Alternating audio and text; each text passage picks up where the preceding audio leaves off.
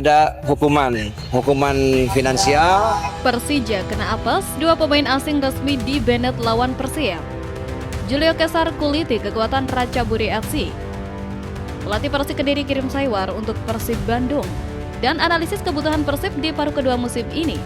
Jadi, simak kabar selengkapnya hanya di Persib Space.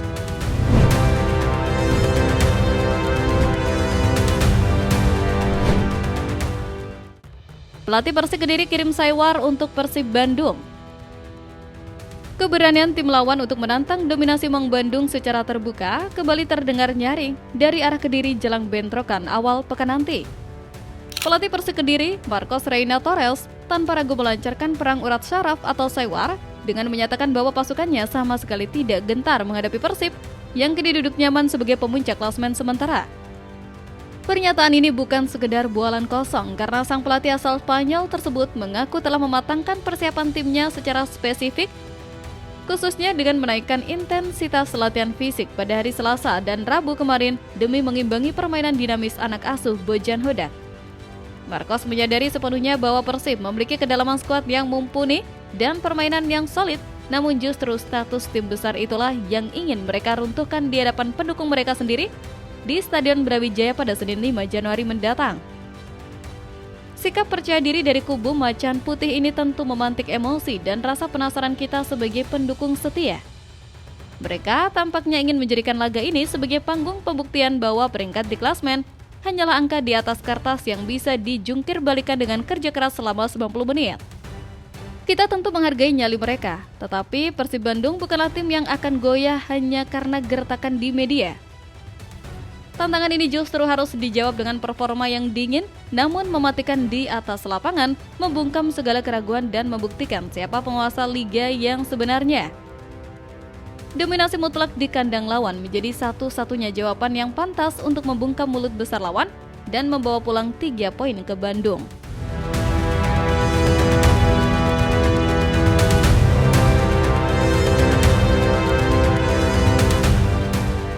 Analisis kebutuhan Persib di paruh kedua musim ini. Diskusi hangat di kalangan bobotoh mengenai siapa pemain baru yang akan merapat seringkali menutup mata kita pada realitas kebutuhan tim yang jauh lebih mendesak dan fundamental.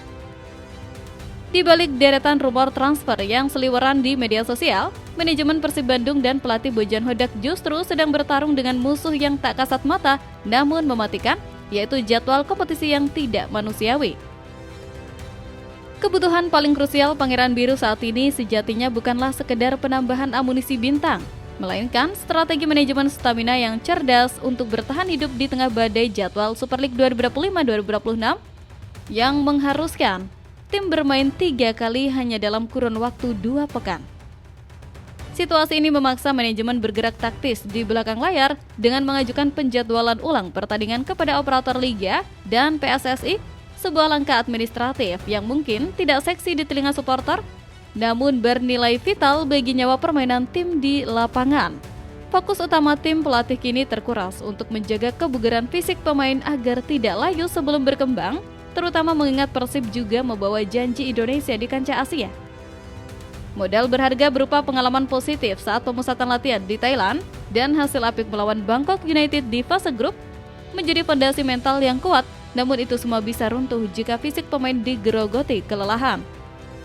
Bojan Hodak menyadari bahwa keuntungan bermain di kandang sendiri Stadion Gelora Bandung Lautan Api pada leg kedua nanti harus dimanfaatkan semaksimal mungkin dengan kondisi skuad yang 100% bugar.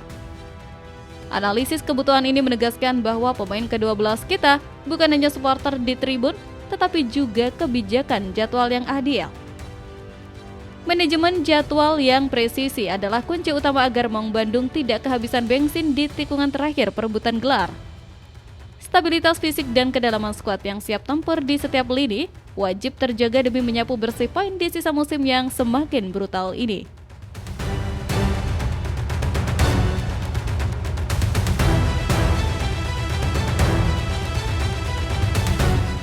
Julio Cesar kuliti kekuatan Ratchaburi FC.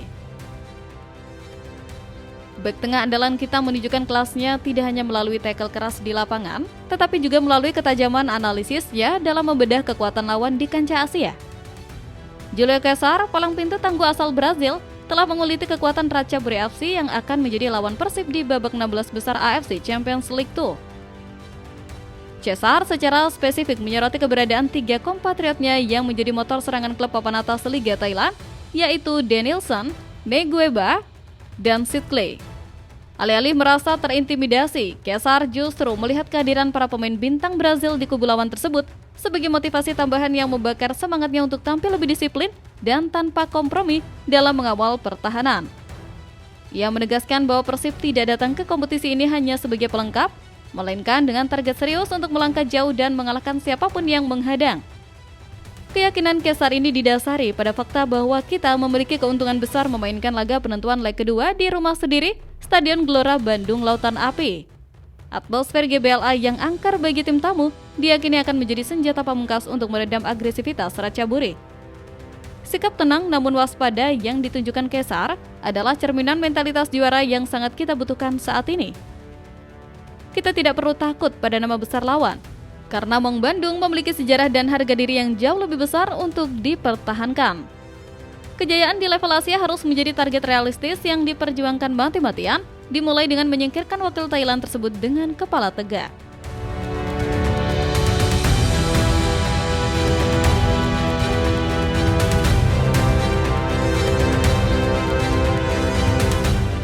Persija kena apes, 2 pemain asing resmi di Bennett lawan Persib. Kabar angin segar berhembus kencang ke arah Bandung setelah rival abadi kita di ibu kota dipastikan pincang akibat ulah indisipliner pemain mereka sendiri. Persija Jakarta benar-benar sedang dirundung nasib sial atau apes setelah Komite Disiplin PSSI menjatuhkan palu godam berupa sanksi berat kepada 2 pilar asing andalan mereka, Rio Matsumura dan Fabio Calonego. Hukuman ini bukan kaleng-kaleng, yakni Rio dilarang bermain sebanyak 4 pertandingan dan didenda 50 juta rupiah akibat tertangkap kamera melakukan gestur tak pantas kepada wasit Stephen saat melawan Semen Padang. Sementara itu, Fabio mendapat tambahan larangan bermain 2 laga setelah sebelumnya diganjar kartu merah karena menyikut pemain lawan, Irsyad Maulana. Akibat fatal dari tindakan ceroboh ini, kedua pemain kunci tersebut dipastikan hanya bisa gigit jari di tribun penonton saat timnya menghadapi Persib pada laga akbar 11 Januari nanti. Kehilangan 2 motor serangan asing sekaligus jelas merupakan kerugian tak ternilai bagi Macan Kemayoran dan di sisi lain menjadi keuntungan strategis yang sangat besar bagi Persib. Namun sebagai supporter yang cerdas kita tahu bahwa duel klasik melawan Persija tidak pernah ditentukan semata-mata oleh kelengkapan pemain, melainkan oleh mental dan gengsi yang dipertaruhkan. Absennya pemain bintang lawan seharusnya membuat Maung Bandung semakin leluasa mendikte permainan dan mengeksploitasi celah yang ditinggalkan. Kemenangan telak dan meyakinkan atas rival abadi adalah harga mati yang wajib dipersembahkan untuk menegaskan dominasi kita di kasta tertinggi sepak bola Indonesia.